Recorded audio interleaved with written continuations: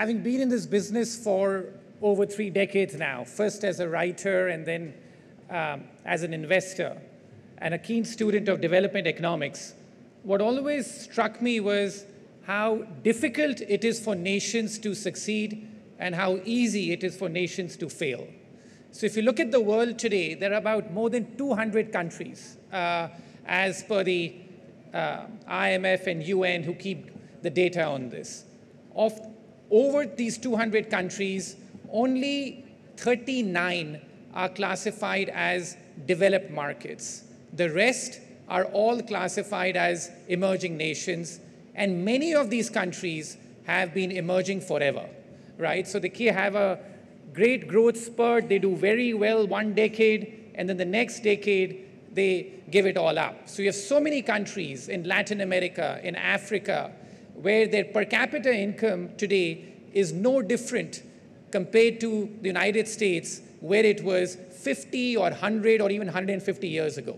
So it's a complete circle that they keep moving on. But we here, as practitioners, are more interested in what's going to happen to nations over the next 5 or 10 years. As I tell people that the old rule of forecasting used to be that you forecast as often as you can and then you remind people when you were right. The new rule of forecasting came to be that you forecast so far out in the future that neither you nor I will be here to know whether we were right or wrong. So how do you come up with a middle path with that, what will happen in the next 5 or 10 years? And that is a framework that I've spent a lot of time trying to develop, that what are the 10 most important criteria that you should look for to see which nations are poised to succeed or fail over a realistic and accountable time horizon, which I say is about 5 to 10 years.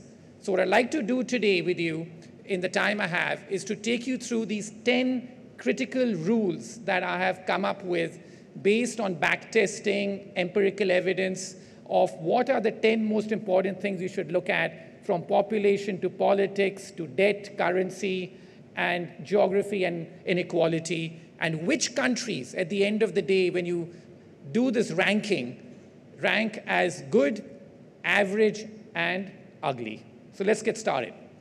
The first rule.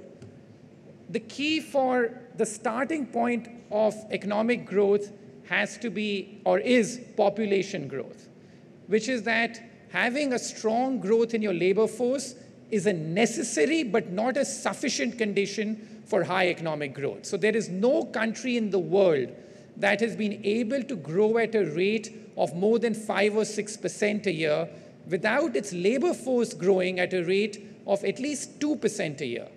Countries which have negative demographics are rarely able to grow at a rate of above 2%. One of the main reasons why I remain bearish now on countries such as China, where the labor force now is actually shrinking after the big demographic dividend is over. So very few countries in the world are able to grow at a rate of above 5 or 6% without at least a 2% growth in the labor force. And if your labor force is contracting, forget it. The chances that you're able to grow at even a rate of 2% are virtually zero, because no country has been able to do that in history. A brief glance here about which countries today have labor force growth projected of more than 2%. As you can see, they're mainly in Africa and Asia, some in the middle of 0 to 2%, and then which countries are likely to see a contraction in their labor force in the next few years. And you can see many of them in Eastern Europe, North Asia. These countries are likely to see a contraction in their load. So that's rule number 1. And demographics accounts for 1/3 of the total growth of a nation. The second is the politics. Most nations tend to follow this circle of life, which is that they tend to reform only when there is a crisis. Once the crisis is over, then you have a lot of complacency which sets in, and nations once again begin to do a lot of wrong things of spending on excesses, and once they have too much money. So that is my second rule, that typically the best performing countries tend to be when they are facing a crisis and a new leader comes to power, and changes the direction of that country. That tends to be the sweet spot. We have seen that in places such as Greece. Historically, whenever a country's had the back to the wall, it's at the maximum reform. And when you have countries with very long-serving leaders who get complacent, that's when you end up sowing the seeds of a crisis. Another question that people often ask me, that is economic growth better under democracies or under authoritarian regimes? Here are the results, which in sheer economic growth terms, the results are equal, that both are able to generate growth in equal terms. But here is the critical difference. Under democratic regimes, you get more stable outcomes. Under authoritarian regimes, you get much more varied outcomes. If the leader is very good, you can end up getting very high growth rates. On the other hand, for every good leader, if you end up having an autocrat who's not really listening to too many people and takes the wrong direction, the maximum bust also happen under those regimes. So equal outcomes in growth terms, but massive variability depending on whether it's a democratic or an autocratic regime. The third rule, it's important to get the size of the state correct. That states which are very interventionist or are spending too much and spending on welfare rather than infrastructure, those are states that tend to be inimical to growth. But where the states are rightly funded and not spending too much on just welfare, but building infrastructure, particularly on emerging markets, you see countries like China, Korea, Taiwan, that's what they did. They virtually had no welfare state when they were growing very rapidly in the initial stages and spent a lot instead on infrastructure, and that set the base for very high economic growth. So I'm just showing you some examples here of countries where the state is far too big. Brazil, in the region, Kuwait, Colombia, Hungary, South Africa, and other countries where in fact the state is relatively small. And surprisingly, it includes many countries in East Asia, where the state is relatively small and well managed.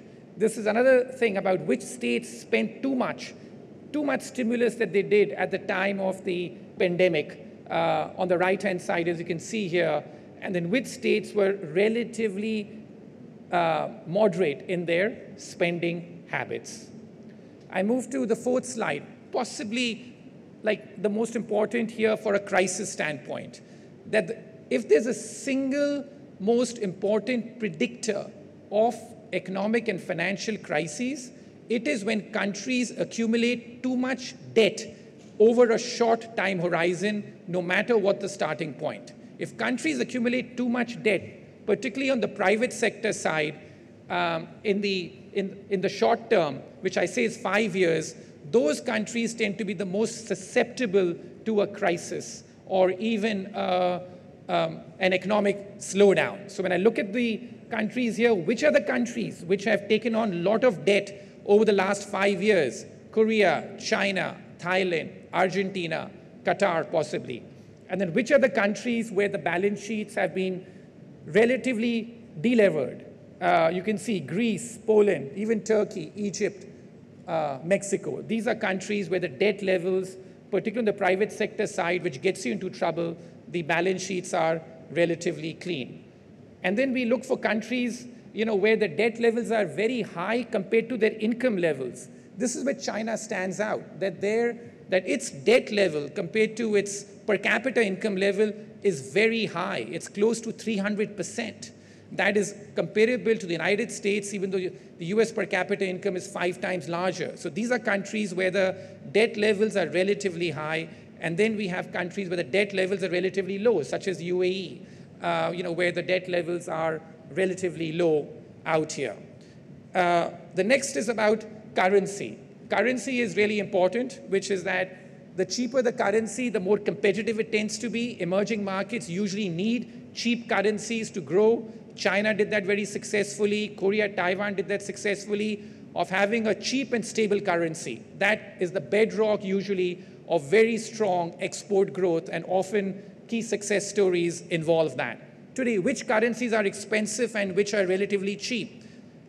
You can see Saudi Arabia, UAE, because of the link to the US dollar and the dollar has become very, very expensive today, that these currencies also rank as relatively expensive. On the other hand, some of these currencies like Egypt, Turkey, Indonesia, South Africa rank as very cheap. And I just use some basic indicators here, like if you travel to these countries, how does it feel if you use the burger index, or how much an average hotel room or so costs. So that's the key thing here.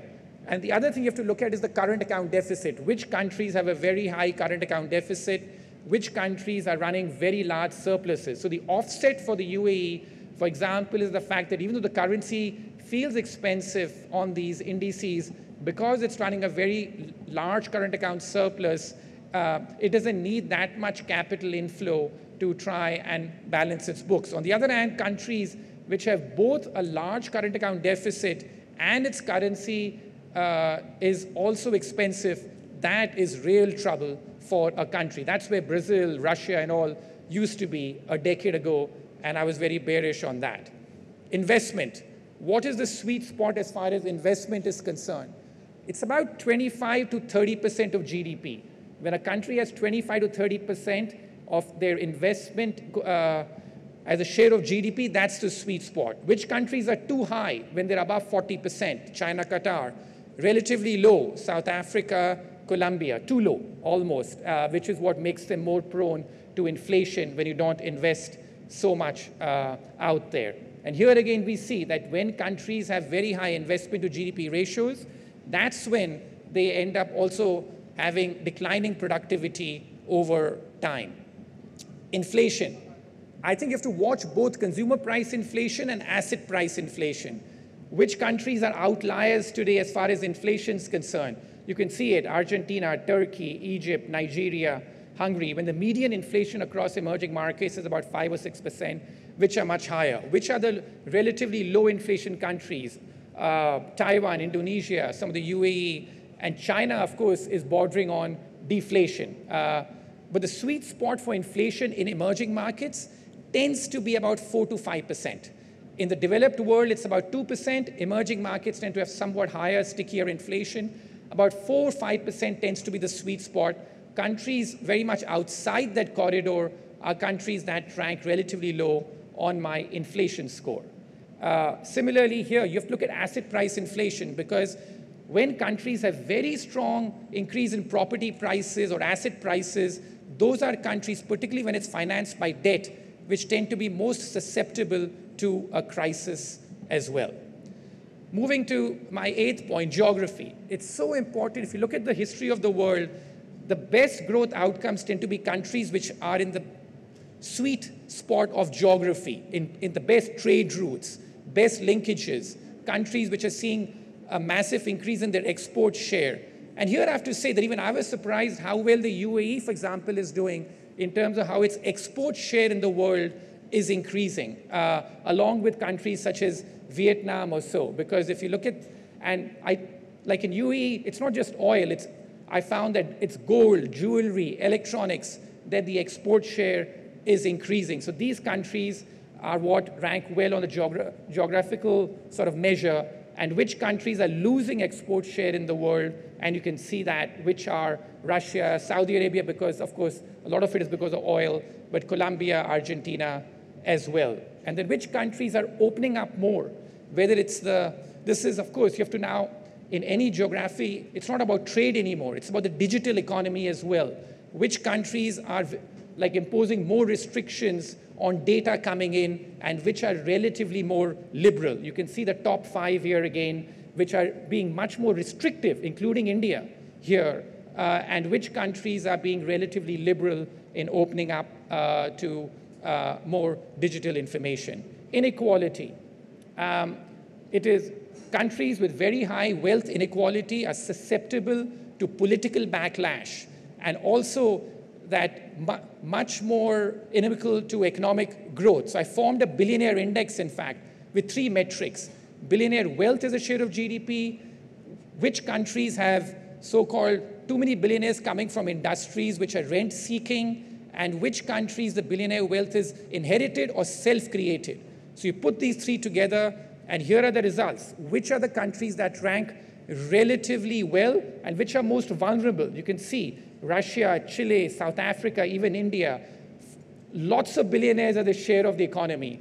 And many of these billionaires have inherited their wealth rather than created it on their own, which is generally not a good sign.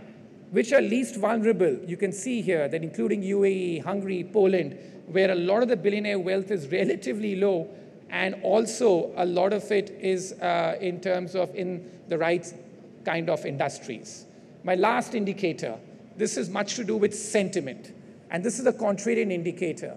And we actually did a proper study of this using Time magazine over the last few decades, that whenever Time magazine would put a country on its cover, the next 5 years would typically tend to be bad for that country. It marked the peak of the hype.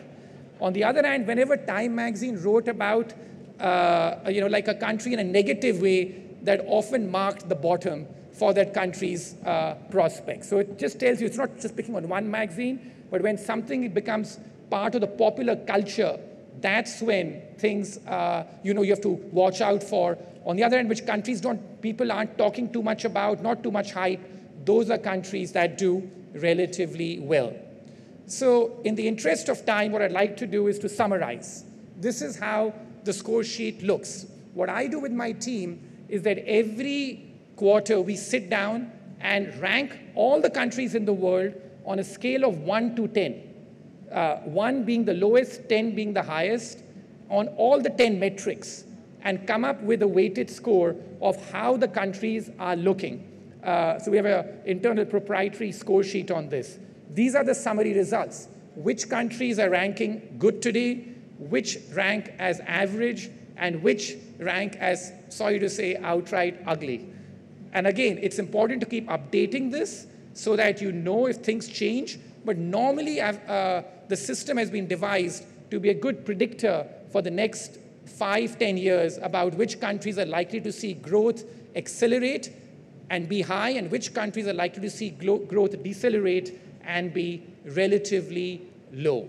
So that really is the summary of my presentation on the 10 rules of successful nations. Thank you.